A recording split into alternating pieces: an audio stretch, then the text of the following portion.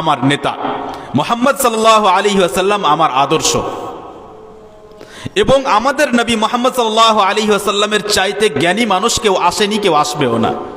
এই বিশ্বাস যদি তার বুকের মধ্যে থাকে, তাহলে সে মুখে দাড়ি রেখে গর্বিত হবে, বলবে এই জন্য দাড়ি রেখেছি কারণ আমাদের নেতা মুহাম্মদ সাল্লাল্লাহু আলাইহি ওয়াসাল্লাম রেখেছেন, আমি তাকে ভালোবাসি, তিনি আমার নেতা, তিনি আমার আদর্শ, আমি গর্বিত যে আমি তার অনুসরণ করি। আমি কখনো লজ্জিত নই, কখনো কোনো জায়গায়, সেটা কোনো কাফেরদের দেশ হোক কিংবা মুসলিমদের দেশ হোক, সেটা যেমন পরিবেশই হোক না কেন, এয়ারপোর্ট হোক, প্লেনের মধ্যে হোক, ট্রেনের মধ্যে হোক, যতই উন্নত পরিবেশে হোক না কেন, আমি কখনো লজ্জিত বোধ করব না যে আমি মুখে দাড়ি রেখেছি।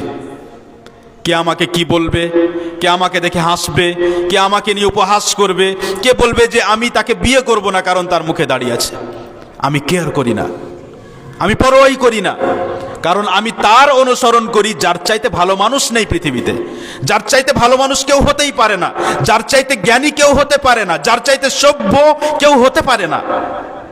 যখন তার চাইতে সভ্য কেউ নয়, তাহলে আমি অন্য কার অনুসরণ করব কেন?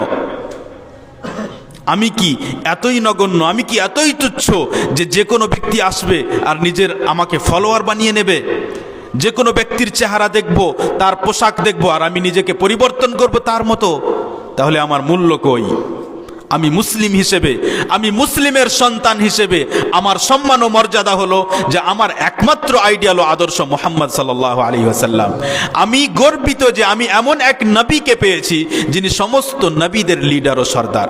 আমি এমন এক নবীকে পেয়েছি যাকে কোরআনে কারীম নামক এমন এক কিতাব দান করা হয়েছে, যেই কিতাব পূর্বের কিতাবগুলোর জন্য বিচারক স্বরূপ, যে কিতাব সিদ্ধান্ত নিবে, বিচার করবে যে পূর্বের কিতাবের কোন বিধান বাকি থাকবে, কোনটি বিধান বাকি থাকবে না।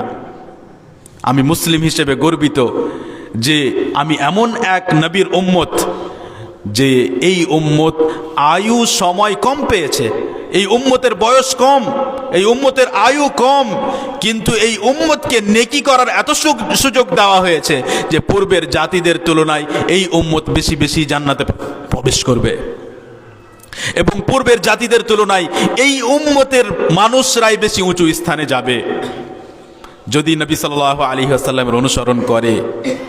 আমি এমন এক নবীর উম্মত যে নবীকে যখন ইবাদত হিসেবে সালাত দান করা হলো, নামাজ দেওয়া হলো, তখন 5 ওয়াক্ত নামাজ ফরজ করে আল্লাহ রাব্বুল আলামিন ওয়াদা করেছেন যে 50 ওয়াক্ত নামাজ পরিমাণ নেকি দান করব। তাহলে আমি কখনো কোনো পরিস্থিতিতে নবী সাল্লাল্লাহু আলাইহি ওয়াসাল্লামের অনুসরণ করে লজ্জাবোধ করব না। কোনো ব্যক্তিকে দেখে, কোনো সমাজকে দেখে, কোনো মানুষের অবস্থা দেখে, কোনো পরিস্থিতিতে আমি নবী সাল্লাল্লাহু আলাইহি ওয়াসাল্লামকে ছাড়ব না। সাহাবায়ে কেরাম যখন নবী সাল্লাল্লাহু আলাইহি ওয়াসাল্লামের প্রতি ঈমান আনলেন, যখন মুহাম্মদ বলে একজন ব্যক্তিকে নবী হিসাবে মানলেন যে ইনি এমন একজন মানুষ যার কাছে স্বয়ং আল্লাহ তাআলার পক্ষ থেকে ফেরেশতা আসেন, যখন এই বিশ্বাস তাদের বুকের মধ্যে গেল, তখন তিনি যে কথা বলতেন, যে কোনো কথা বলতেন, সেই কথাকে তারা গ্রহণ করতেন, আঁকড়ে ধরতেন। কোনো ব্যক্তি কোনো শাস্তি দিয়ে সেই কথা থেকে তাদেরকে ফেরাতে পারত না। নবী সাল্লাল্লাহু আলাইহি ওয়াসাল্লাম আমাদের জন্য নিয়ামত। নবী সাল্লাল্লাহু আলাইহি ওয়াসাল্লাম আমাদের প্রতি অত্যন্ত দয়ালু ছিলেন। নবী সাল্লাল্লাহু আলাইহি ওয়াসাল্লাম উম্মতের প্রত্যেকটি মানুষকে জাহান্নামের আগুন থেকে বাঁচানোর চেষ্টা করতে থেকেছেন। নবী সাল্লাল্লাহু আলাইহি ওয়াসাল্লাম আমাদেরকে এমন এক দ্বীন দিয়েছেন যেই দ্বীনকে তিনি স্পষ্ট করে গেছেন, যেই দ্বীনের বিধানকে, বিশ্বাস ও আকীদাকে স্পষ্ট করে গেছেন, আমাদেরকে সোজা রাস্তা দেখিয়ে গেছেন, এবং ভবিষ্যতে কি হবে, কিভাবে মানুষ বিভ্রান্ত হবে, সে সময় তোমাদেরকে কি করতে হবে, সে রাস্তা দেখিয়ে গেছেন। যখন মানুষ মতভেদ করবে, মানুষ বুঝতে পারবে না যে কোন দিকে যাই, তখন রাস্তা দেখিয়েছেন যে তোমরা কোরআন এবং আমার সুন্নাত অর্থাৎ হাদিসকে আঁকড়ে ধরবে। এখন প্রশ্ন হলো যে সবাই যদি দাবি করে যে আমার কাছে কোরআন আছে, আমার কাছে হাদিস আছে, তাহলে আমি যাব কোন দিকে? এই প্রশ্নের উত্তর হলো যে যদি আপনি সত্যবাদী হন তাহলে আল্লাহ তাআলা আপনার রাস্তা তৈরি করবেন। যদি আপনি সত্যবাদী হন যে আমি সঠিক জানতে চাই, তাহলে আল্লাহ তাআলা আপনাকে সেই জায়গায় পৌঁছে দিবেন। সাহাবায়ে কেরাম যখন নবী সাল্লাল্লাহু আলাইহি ওয়াসাল্লাম নবী হলেন, নবুয়ত পেলেন, তাদের ওপর যন্ত্রণা, তাদের ওপর শাস্তি শুরু হলো, তাদেরকে বিভিন্ন ধরনের কষ্ট দেওয়া শুরু হলো। এক পর্যায়ে সাহাবায়ে কেরাম যেন কষ্টের বিষয়ে অস্থির হয়ে গিয়ে কষ্ট সহ্য করা তাদের জন্য যেন কঠিন হয়ে গিয়েছিল। নবী সাল্লাল্লাহু আলাইহি ওয়াসাল্লামের কাছে এসে দোয়া করতে বললেন, আপনি কি আমাদের জন্য দোয়া করবেন না?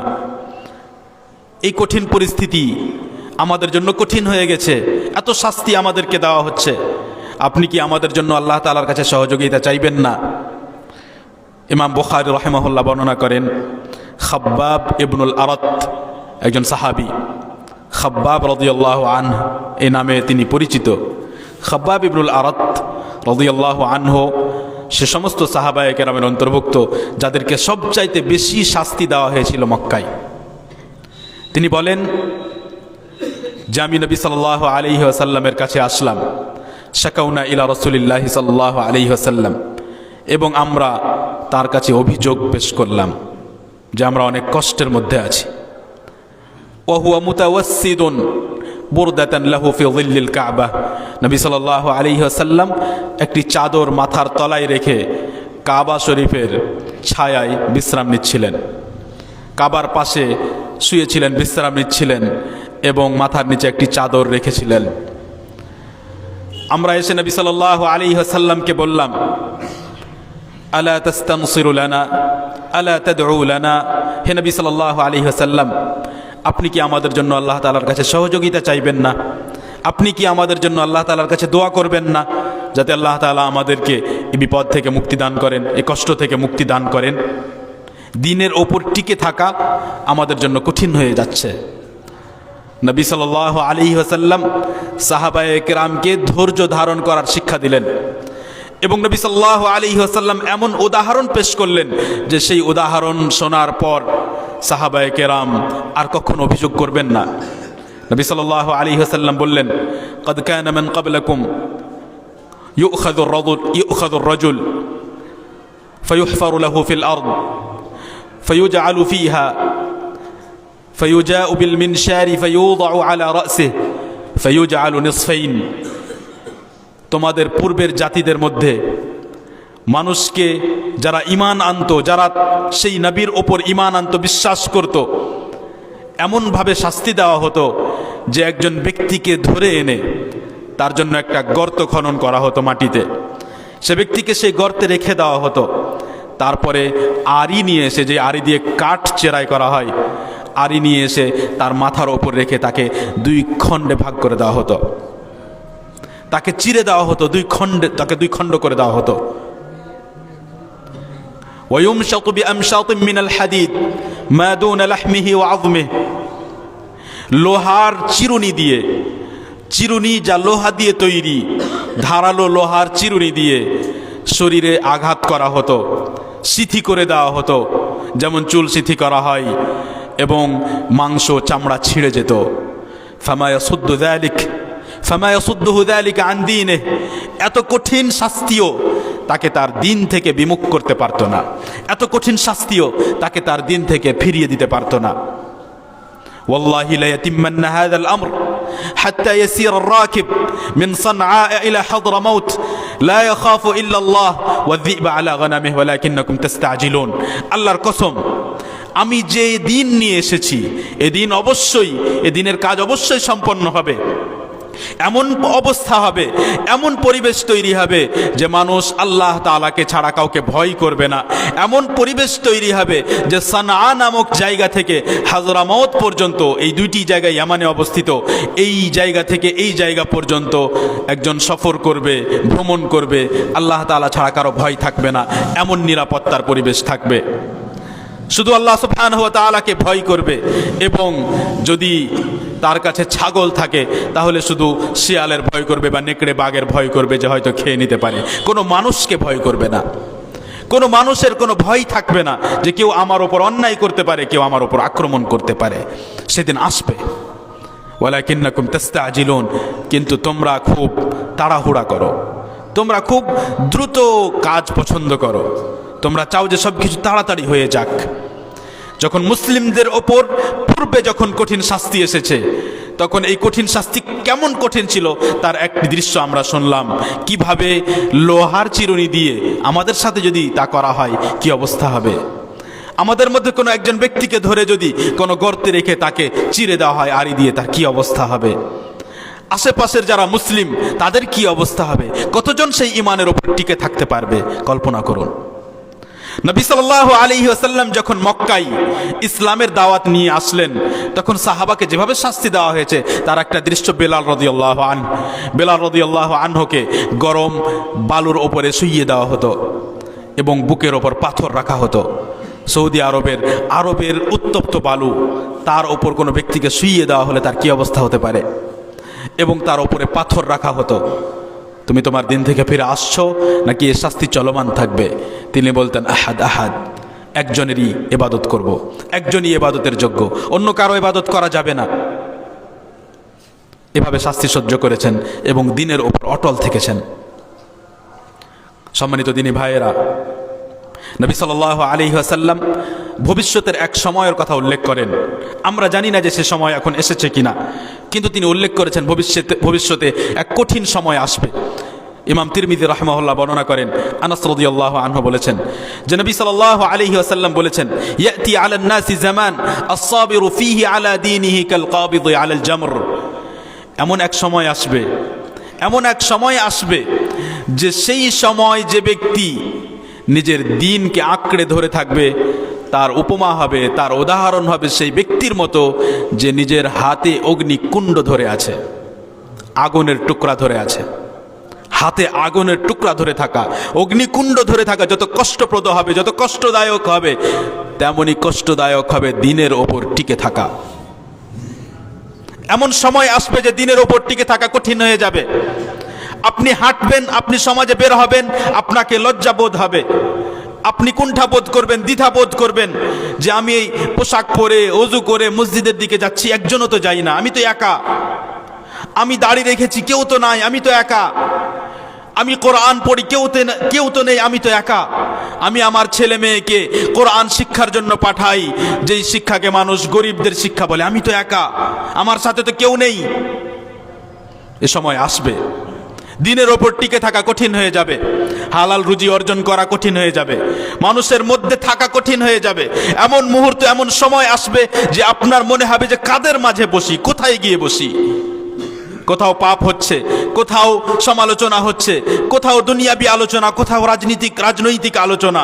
এমন পরিস্থিতি যে একজন মানুষ যে কোরআন পছন্দ করে, যে সালাত পছন্দ করে, যে দোয়া ও জিকির পছন্দ করে, যে আল্লাহ তাআলার কথা শোনা পছন্দ করে, সেই মানুষের জন্য কঠিন হয়ে যাবে যে এদের মাঝে বসবে। সে মানুষ এদের মাঝে বসলে সব সময় যেন কষ্ট অনুভব করবে বুকের মধ্যে। এমন পরিস্থিতি আসবে। আপনাকে পার্থক্য বোঝাই, যদি আপনি কখনো মসজিদে নববী যেতে পারেন, আল্লাহ তাআলা যেন সহজ করেন। আপনি যখন সেই এরিয়ায় প্রবেশ করবেন, যখন আপনি দেখবেন যে চারিদিক থেকে সমস্ত মানুষ একমাত্র আল্লাহ তাআলার ইবাদত করার জন্য, একমাত্র এক নবী মুহাম্মদ সাল্লাল্লাহু আলাইহি ওয়াসাল্লামের অনুসরণ করে, তার সুন্নত অনুযায়ী একমাত্র আল্লাহ তাআলার ইবাদত করার জন্য সব চারিদিক থেকে ছুটে আসছে। দরজা খোলা মাত্রই যেন ঝাঁপিয়ে পড়বে মসজিদের দিকে। দিনে রাত্রে, রাত 12টায়, 1টায়, সন্ধ্যায়, বিকালে সব সময় যেন কেউ না কেউ ইবাদতে মশগুল, ইবাদতে মগ্ন, কেউ না কেউ তেলাওয়াত করতেই আছে, কেউ না কেউ দোয়া করতেই আছে, কেউ না কেউ সালাত পড়তেই আছে। যখন আপনি এই পরিবেশ দেখবেন আর সেই মানুষগুলোর মাঝে গিয়ে বসবেন, আপনি যে শান্তি অনুভব করবেন, সে শান্তি আজ আমরা আমাদের সমাজে পাই না। সে শান্তি আজ আমরা আমাদের মসজিদের মধ্যেও পাই না। অনেক মসজিদে আপনি সেখানে যখন ইমামাত দেখবেন, সালাতের তেলাওয়াত শুনবেন, মসজিদের অবস্থা দেখবেন, আশেপাশের মানুষের অবস্থা দেখবেন, আপনি যে শান্তি ও স্বাদ পাবেন, তা আমরা সে স্বাদ হতে আমরা বঞ্চিত আমাদের সমাজে। তাহলে অবশ্যই দিনের ওপর টিকে থাকা অবশ্যই কঠিন হয়ে পড়েছে। পূর্বের মানুষদেরকে, পূর্বের মুমিনদেরকে শারীরিক কষ্ট দেওয়া হয়েছে, কিন্তু তারা দিন থেকে ফিরে আসেনি।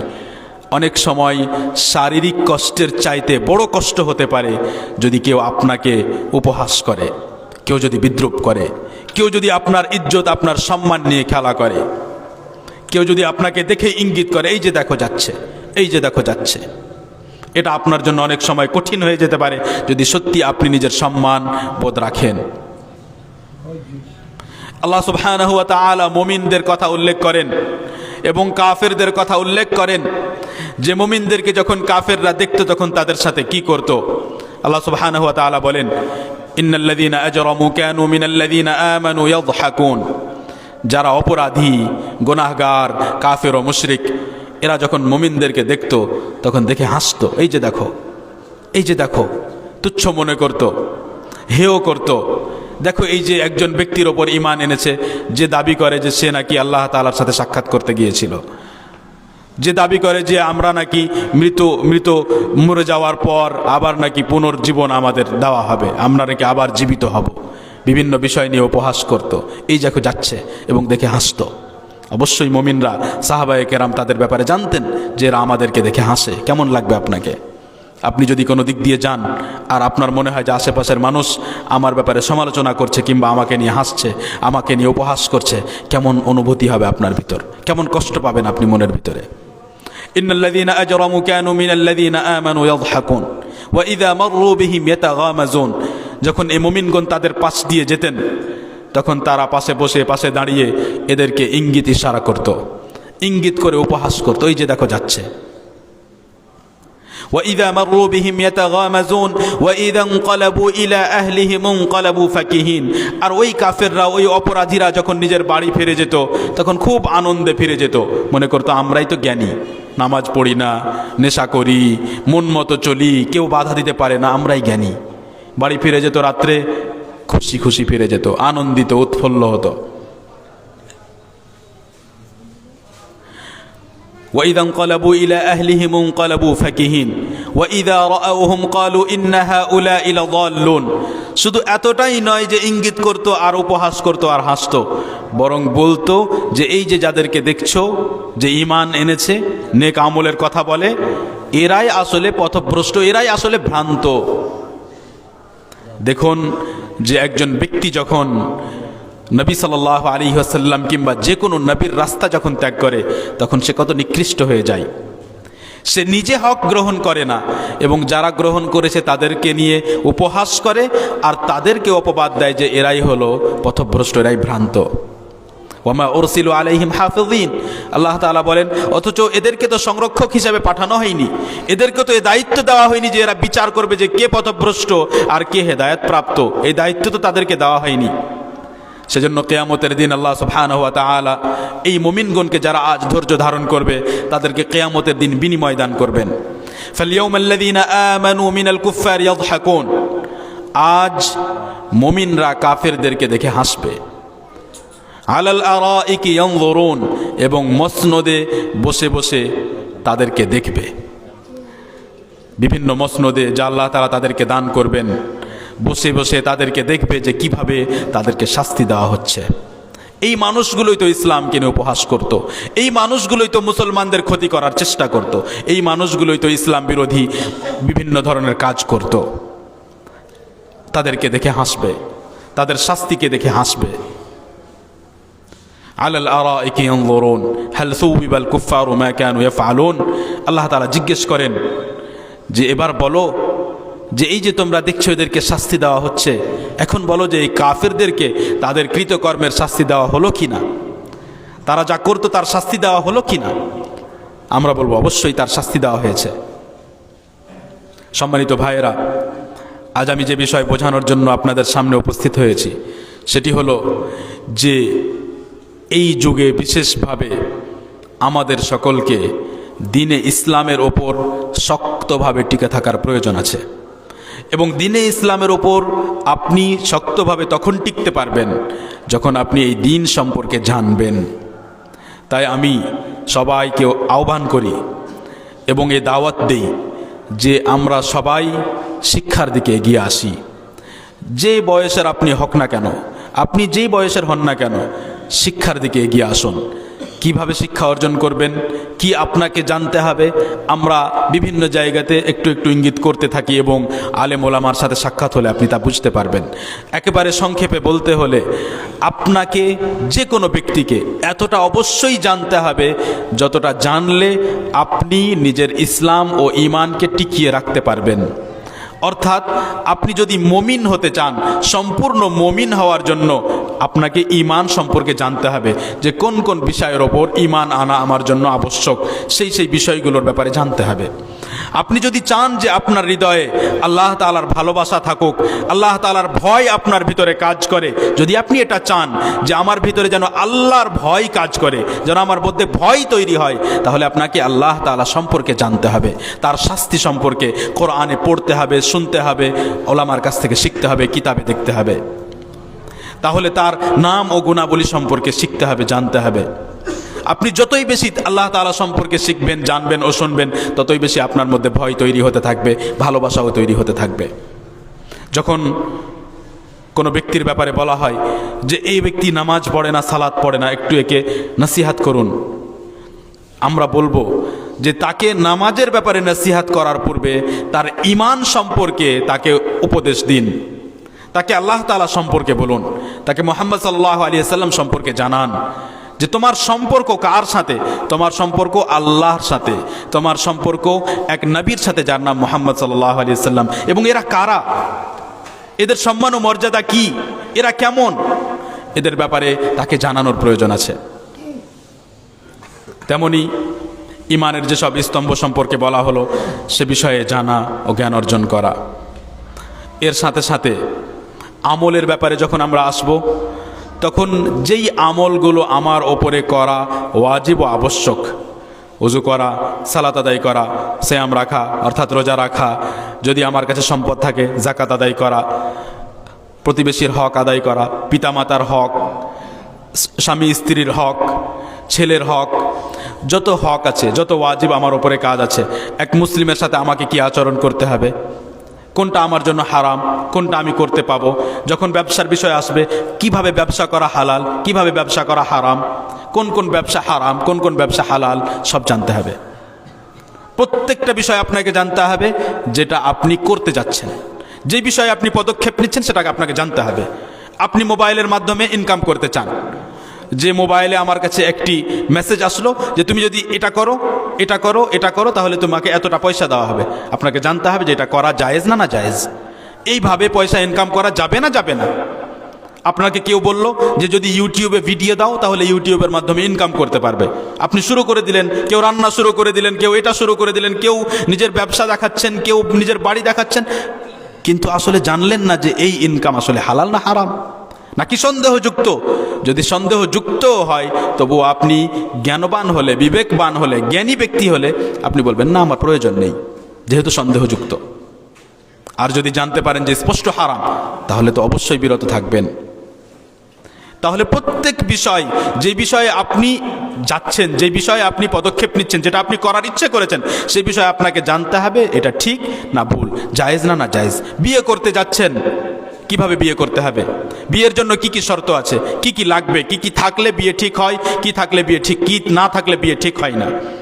আপনি এমনভাবে বিয়ে করলেন যে যেখানে যেই মেয়ের সাথে বিয়ে হলো তার বাবা, তার অভিভাবক রাজি কিনা, তার সম্মতি আছে কিনা, অনুমতি আছে কিনা জানতে পারলেন না, বিয়ে করে নিলেন।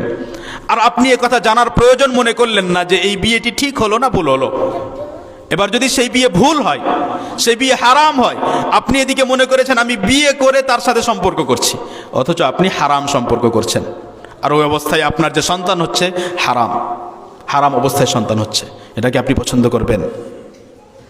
আপনি কোনো একজনকে বিয়ে করতে চাচ্ছেন, তখন আপনার ওপর এটা জানা আবশ্যক যে এই মেয়ের সাথে বিয়ে করা আমার জন্য হালাল না হারাম, সে কি মাহরাম না মাহরাম নয়। যদি এমন হয় যে যাকে আপনি পছন্দ করে ফেলেছেন সে আসলে মাহরাম, সে আপনার জন্য কখনো হালাল হবে না, কোনো দিন হালাল হবে না, মাহরাম আপনার জন্য। আর আপনি এদিকে বিয়ে করে ফেলেছেন, পছন্দ করে ফেলেছেন, কিংবা বিয়েই করে ফেলেছেন, কেন এই ভুল হলো?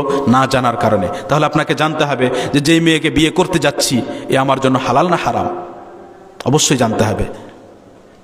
আপনি যে বাড়িতে থাকেন সেই বাড়িতে যদি এমন নারী থাকে, এমন মহিলা থাকে যে আপনার জন্য মাহরাম নয়, অর্থাৎ তাকে দেখা আপনার জন্য জায়েজ নয়, যদিও আপনার ভাইয়ের স্ত্রী, যদিও আরও অন্য কেউ, কিন্তু সে আপনার জন্য মাহরাম নয়, তার থেকে আপনাকে পর্দা করতে হবে। তাহলে আপনার জানার প্রয়োজন যে আমার বাড়িতে যারা আছে এদের মধ্যে কার কার থেকে আমাকে পর্দা করতে হবে। স্পষ্টভাবে আপনার ভাইয়ের স্ত্রী থেকে আপনাকে পর্দা করতে হবে, এতে কোনো সমস্যাই নেই।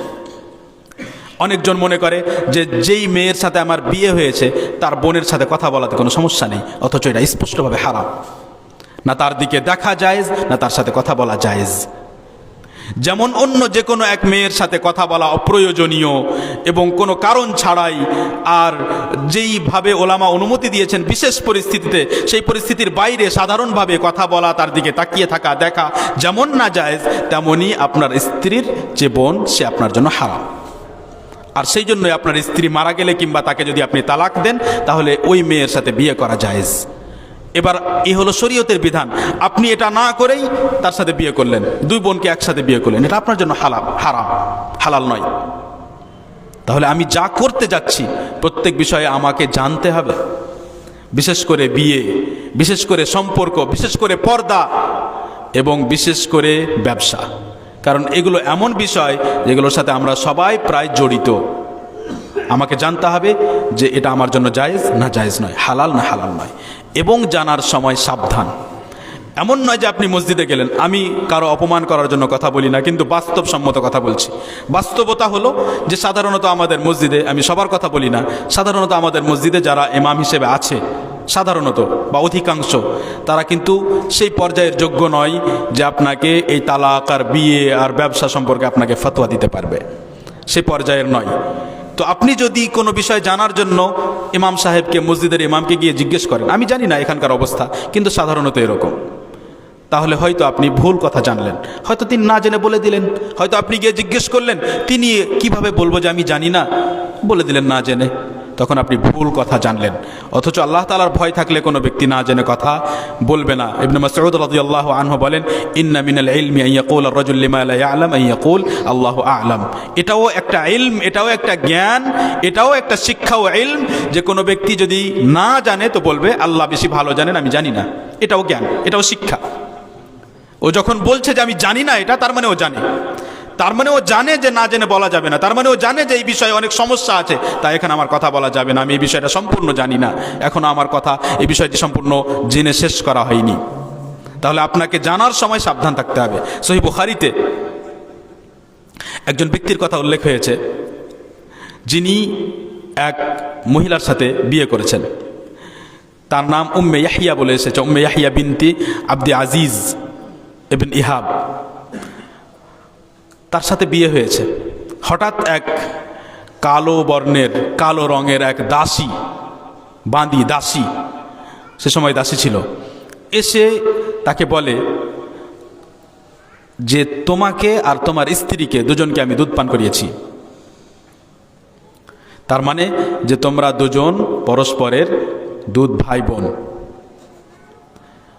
সে সাহাবী এই বিষয়ে সন্তুষ্ট হওয়ার জন্য, যেহেতু বিষয় কঠিন, হালাল হারামের ব্যাপার, এই স্ত্রী এখন আমার জন্য, এই মহিলা এখন আমার জন্য হালাল না হারাম, কঠিন বিষয়, এই বিষয়ে সন্তুষ্ট হওয়ার জন্য এবং সবচাইতে সূক্ষ্ম সঠিক ফতোয়া পাওয়ার জন্য মক্কা থেকে মদিনা সফর করে গেলেন। মক্কা থেকে মদিনা প্রায় 400 কিলোমিটার বা তার চাইতেও বেশি, এবং সেই সময়ে আজ নয় যে 3-4 ঘন্টায় চলে গেলেন, সে সময় 7-8 দিন লেগে যেত শুধু এই বিষয়টি জানার জন্য।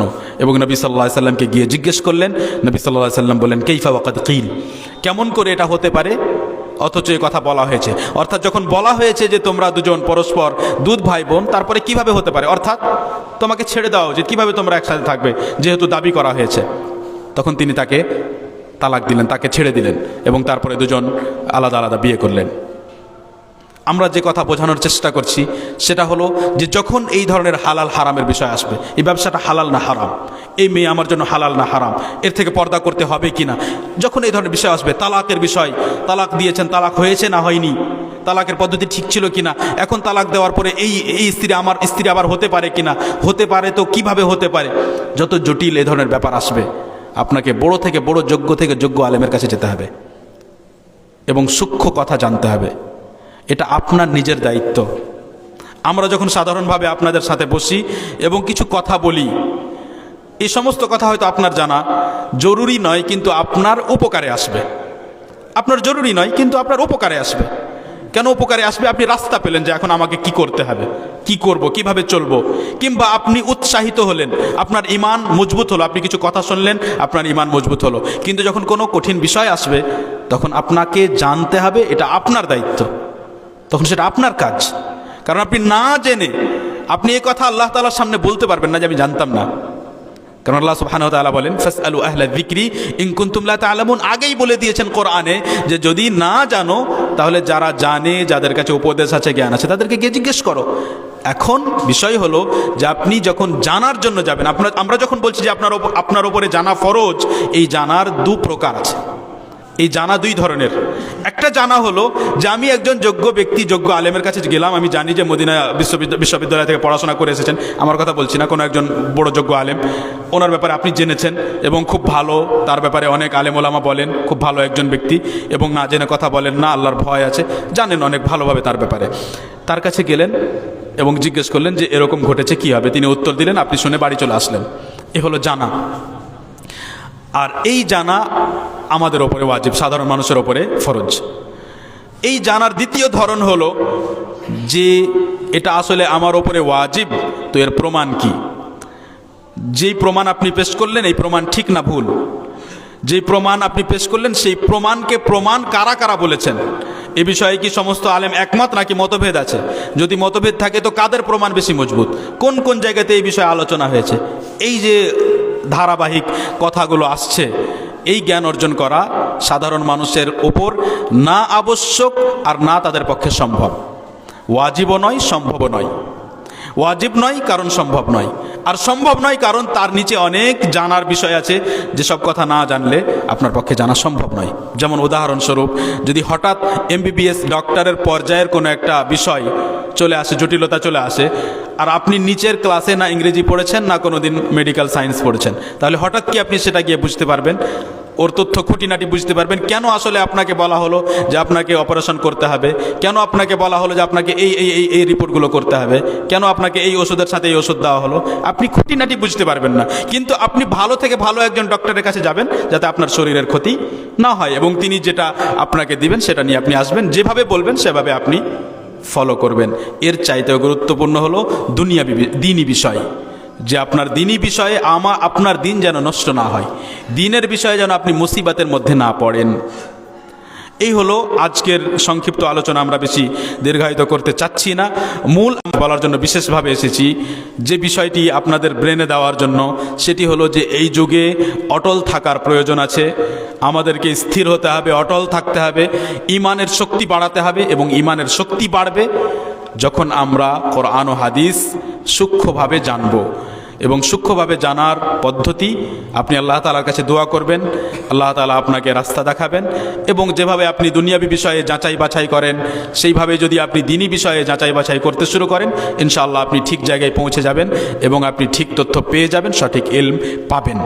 এবং তার সাথে সাথে যদি আমরা আমাদের সন্তান সন্ততিকে, ছেলে মেয়েকে এই ফিতনার যুগে যদি বাঁচাতে চাই, যদি আমরা যখন বয়স্ক হয়ে যাব দেখতে চাই যে আমার ছেলে মেয়ে এমন এমন কাজ করছে যে কাজ দেখে আমি সন্তুষ্ট, আমার খুশি হয়, কোনো মানুষ তাদের ব্যাপারে কোনো অভিযোগ করে না, কোনো মানুষ তাদেরকে খারাপ বলে না, তাহলে তাদেরকে দ্বীনের শিক্ষা দিতে হবে।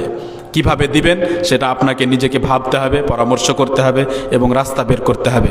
দ্বীনের শিক্ষা এমন মজবুতভাবে দিতে হবে যেন আপনার ছেলেকে কোনো ব্যক্তি কোনো দিন এসে এটা না বলতে পারে যে না, তোমার ধর্মর কোনো মূল্য নেই, কিংবা তোমার ধর্মের এই বিধান আসলে ঠিক নয়, কিংবা তোমাদের নবী মুহাম্মদ সাল্লাম আসলে জ্ঞানী মানুষ ছিলেন না। দ্বীনের কোনো বিষয়ে তার মধ্যে সন্দেহ তৈরি করতে পারবে না। হ্যাঁ, তার দ্বারাই কোনো সময় ভুল হয়ে যেতে পারে, কোনো সময় সে হয়তো একটা নামাজ ছেড়ে দিয়েছে, হয়তো পরে পড়েছে, কোনো সময় হয়তো একটা গুনাহের কাজ করে ফেলেছে, কিন্তু এমন নয় যে সে নিজের দ্বীনকে সম্মান করে না, এমন নয় যে সে নিজের দ্বীনের ব্যাপারে সন্দেহের মধ্যে আছে। একজন ব্যক্তি যদি বলে যে আমি জাহান্নামে যাব না জান্নাতে যাব, এই বিষয়ে আমার কোনো চিন্তাই নেই, কিংবা তাকে যখন আপনি বলেন সেই বিষয়ে সে কোনো কথাই বলে না, তাহলে তার মানে হলো যে তার মধ্যে ঈমান দেওয়াই হয়নি, বিশ্বাস তার মধ্যে তৈরিই করা হয়নি। সেজন্য আমাদের দায়িত্ব, যুবক ভাইয়েরা যাদের এখনও বিয়ে হয়নি তাদের দায়িত্ব যে বিয়ে করতে হবে এমনভাবে যাতে পরিবার ভালো তৈরি করতে পারি এবং ঠিকভাবে সুন্নাত অনুযায়ী সঠিক পদ্ধতিতে, যদিও মানুষ সেটাকে পছন্দ না করে কিন্তু সঠিক পদ্ধতিতে করতে হবে। সাধারণ মানুষ যারা ইলম শিক্ষা অর্জন অতটা করতে পারেনি, আমাদের দায়িত্ব হলো যে আমরা ছেলে মেয়েদেরকে দ্বীনি শিক্ষা দেব, কোরআনের শিক্ষা দেব এবং দ্বীনি শিক্ষা ভালো থেকে ভালো জায়গায় দেওয়ার চেষ্টা করব। এবং যখন দ্বীনের কোনো কাজের জন্য, দ্বীনের শিক্ষার জন্য, দ্বীন প্রচারের জন্য, দাওয়াতের জন্য আমাদের কাছ থেকে কোনো সহযোগিতা চাওয়া হবে, আমাদেরকে বলা হবে সমর্থন করার জন্য, সহযোগিতার জন্য, তখন আমরা আমাদের সামর্থ্য অনুযায়ী সেই কাজে অংশগ্রহণ করব। আশা করি যে কথা আপনাদের সামনে স্পষ্ট হয়েছে। আমরা বিশেষভাবে এই জন্যই আজকে আপনাদের সামনে উপস্থিত হয়েছি, যাতে আমরা আপনাদেরকে এ বিষয়ে কিছু কথা শোনাই যে আমাদেরকে অটল থাকতে হবে এবং আমাদের আশেপাশে যেসব পরিবেশ, যে গুনাহের পরিবেশ, সেই পরিবেশ পরিবর্তন করার চেষ্টা করতে হবে। আপনি কিভাবে চেষ্টা করবেন? নিজের জায়গাতে করবেন। আলেম ওলামা কোরআন ও হাদিস থেকে বোঝাবেন। আপনি সাধারণ মানুষ হিসাবে একজনকে নেশা করতে দেখছেন, আপনি এতটা বলতে পারেন যে ভাই আল্লাহ তাআলা আপনাকে দেখছেন, বলে চলে যান। আপনি এতটা বলে চলে যান যে আল্লাহ তাআলা আপনাকে দেখছেন যে এই মুহূর্তে আপনি নেশা করছেন। আর একজনকে দেখছেন যে ও আরও কোনো গুনাহ করছে, আপনি বলেন যে আপনি যে কাজটি করছেন এই কাজটি ফেরেশতা আপনার সাথে আছে যে লিখে নিয়েছে, সন্ধ্যাবেলা আল্লাহ তাআলার কাছে পৌঁছে দিবে। এভাবে বলে আপনি চলে যান। দেখেন হয়তো ধীরে ধীরে পরিবেশ পরিবর্তন হতে পারে। এবং যখনই আলেম ওলামা কোনো জায়গাতে আসবেন তখন সেখানে আপনারা চেষ্টা করেন যে এই প্রোগ্রামকে যেভাবে আমরা সফল করতে পারি, আশেপাশের যত মানুষকে জমা করতে পারি, একত্র করতে পারি। আর মসজিদে যারা আসে না ওদের জন্য বিশেষভাবে ভাবতে হবে যে যারা মসজিদে আসবে না, ওরা তো নামাজেই আসবে না, তো ওদেরকে কিভাবে মজলিসে সভাতে বসাবো। ওদের জন্য আপনাদেরকে বিশেষভাবে ভাবতে হবে যে এদের দাওয়াতের ব্যবস্থা কিভাবে করি, এদেরকে কিভাবে কথা শোনাই।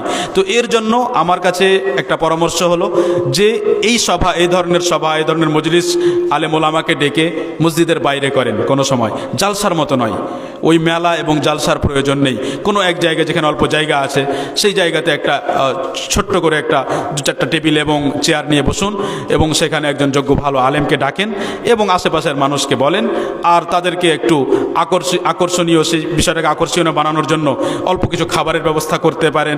অনেক সময় সৌদি আরবে লটারির ব্যবস্থা করে, সেটাও একটা আইডিয়া। বিভিন্ন বিষয় ভাবতে পারেন যে কিভাবে এদেরকে এখানে আনা যেতে পারে। আমরা দেখেছি অনেক সময় সৌদি আরবে এরকম করা হয় যে এক জায়গাতে ঘোষণা করা হলো যে